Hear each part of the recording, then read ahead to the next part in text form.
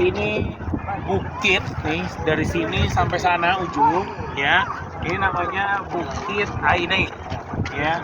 Bukit Ainain atau sekarang itu disebut dengan bukitnya pemanah, Jabal Rumah. Adapun Jabal Uhud itu yang sebagaimana kita lihat sana sampai ke sana ya. Ini semuanya Jabal Uhud.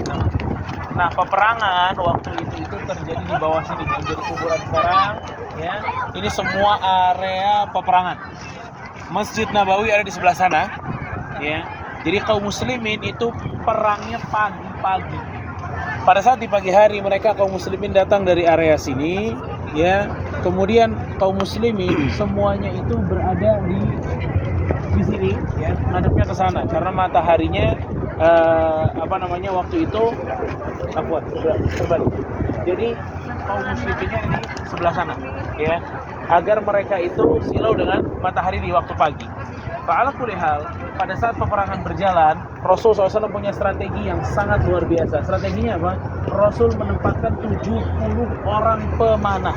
Di mana ditaruhnya? Di sini. Rasul. Ya, Rasul taruh 70 pemanah di sini agar apa? Agar orang-orang musyrikin ya. Biar orang musyrikinnya benar ya. Orang musyrikin di sana, kaum muslimin ada di sini. Ya, kalau ini sore mataharinya di sana, berarti pagi di sana. Kaum muslimin ngadep sini, kaum musyrikin di sebelah Bapak Ibu sekarang nih posisinya. Kaum musliminnya di sini, alhamdulillah. Saya berarti di posisinya kaum muslimin. Ini kebagian terus nih. Ya, jadi kaum musyrikinnya emang sebelah sana. Nah, bagaimana Rasulullah SAW 3.000 lawan 700? Posisi yang paling penting itu adalah di sebelah sini. Kenapa begitu? Karena kaum musyrikin banyak, dia bisa saja menyerang kaum muslimin lewat arah ini dan lewat arah sana. Muter, paham maksudnya?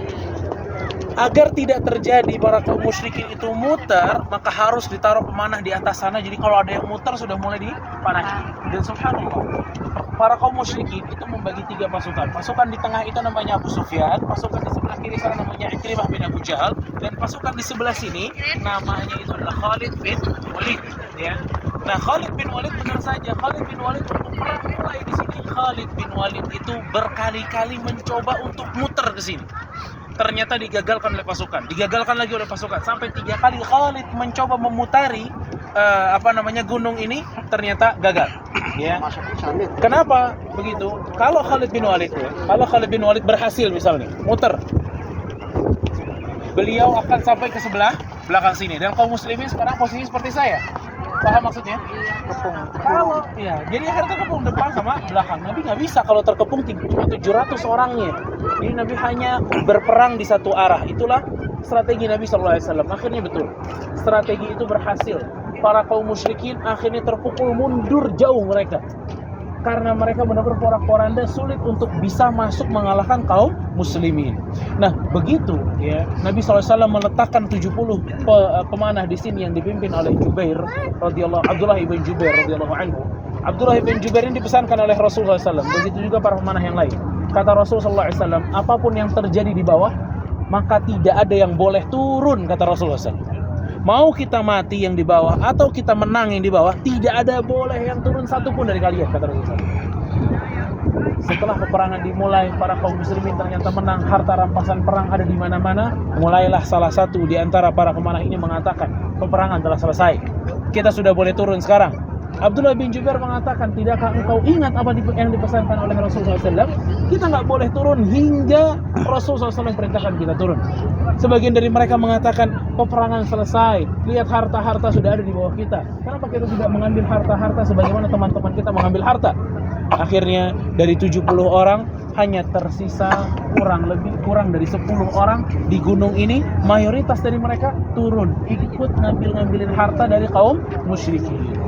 Begitu melihat ya, terutama Khalid bin Walid, para kaum muslimin berpikir bahwa kalau sudah terpukul mundur ke sana berarti mereka pulang, kata orang-orang muslim. Tapi ternyata orang-orang musyrikin itu dipimpin oleh Khalid bin Walid. Khalid bin Walid tidak pulang. Khalid bin Walid menunggu kapan ini kosong. Kalau ini kosong, tinggal putar, hajar semua. Ternyata subhanallah, betul saja. Begitu orang-orang yang ada di atas ini turun untuk mengambil harta, Khalid bin Walid langsung pergi lagi masuk ke daerah sini, memutari gunung tersebut sampai akhirnya menyerang kaum muslimin yang sibuk dengan harta, diserang dari belakang oleh Khalid bin Walid yang tadinya mundur maju lagi. Akhirnya kejadian apa yang dikhawatirkan oleh Rasulullah SAW, dikepung dari belakang dan dari depan. Disitulah banyak kaum muslimin wafat, hingga 70 sahabat Nabi wafat. Nabi SAW sampai digosipkan waktu itu juga telah wafat. Di situ kaum muslimin mereka stres karena Nabi mereka wafat di waktu itu. Gosipnya seperti itu. Ternyata Nabi SAW masih hidup. Sebagian kaum muslimin akhirnya memasang diri mereka tetap berperang. Sebagian lagi melindungi Rasulullah SAW hingga Rasulullah SAW terbunuh di sana. Ya. Di sela-sela gunung sana, itulah tempat Rasulullah SAW bersembunyi. Ya, di akhir perang Uhud Rasul dibawa ke sana, para kaum musyrikin juga sampai lagi ke sana. Mereka ingin membunuh Rasulullah SAW namun tidak berhasil. Nah, waktu Rasulullah SAW terluka itu di waktu tersebut, di mana Rasul lagi siap-siap untuk melarikan diri. Mereka mulai memukul Rasulullah SAW, memanah Rasulullah SAW dan sebagainya. Ya, hingga akhirnya jatuhlah korban di antara kaum muslimin. Yang bisa kita ambil Bapak Ibu di antaranya ya, bagaimana kaum muslimin yang di situ ada Rasul, di situ ada Abu Bakar, di situ ada Umar masih tetap kalah. Kenapa kalah? Karena adanya satu perintah dari Rasul yang tidak ditaati oleh sebagian dari kaum muslimin. Bayangin. Ternyata satu perintah saja yang diingkari oleh sebagian kaum muslimin menyebabkan kekalahan seluruh umat. Seluruh umat kalah gara-gara siapa yang sekarang itu bermaksiat. Sebenarnya cuma yang pemanah saja, tapi gara-gara pemanah semuanya jadi ikut kalah. Ya, semua jadi ikut kalah.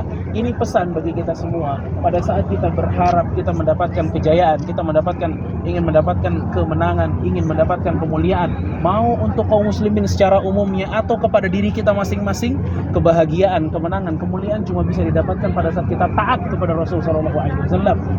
Di perang Badar kenapa kita bisa menang walaupun jumlahnya sedikit? Karena taat semua dengan Rasulullah SAW. Tapi di perang Uhud kenapa akhirnya kita bisa kalah? Karena ada yang tidak taat kepada Rasulullah SAW. Dan yang paling menyilaukan untuk menjadikan kita batal taat kepada Rasul adalah harta.